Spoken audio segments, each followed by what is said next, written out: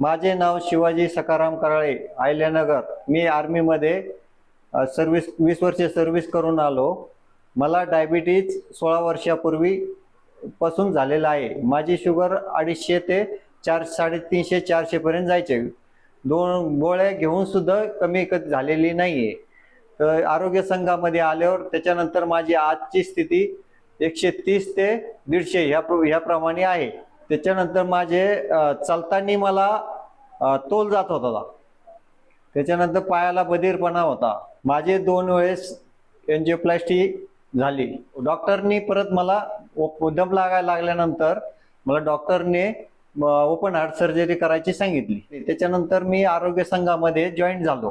आरोग्य संघामध्ये जॉईन झाल्यानंतर मी पुराणे रिपोर्ट आणि आत्ताचे रिपोर्ट घेऊन गेल्यानंतर डॉक्टरने मला बायपास करायचे सांगितले नाही, कारण की रिपोर्ट फार सारे ओके आले। डॉक्टरने खुर्चीवरून उठून माझ्या गळ्यात पडले आणि म्हणले तुमचे रिपोर्ट एकदम क्लिअर येतं। डॉक्टर म्हटले आता तुम्हाला बायपास करायची जरूरत नाही, तुम्ही असं काय केले? आरोग्य संघामुळे माझे बायपास टळले। त्याच्यानंतर आता सध्या डोळ्याचा प्रॉब्लेम चालू होता, तर 20-25% दिसायचे। रात्रीची गाडी चालवता येत नव्हती, 2 लाईट दिसायच्या।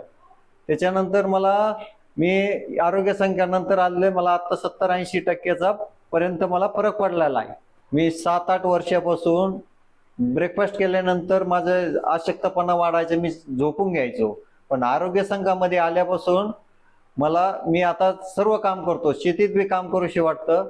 त्याच्यानंतर गाडी चालवायचं बी म्हणजे उत्साह येऊ राहिलेला आहे, पहिलं तसं नव्हतं। धन्यवाद।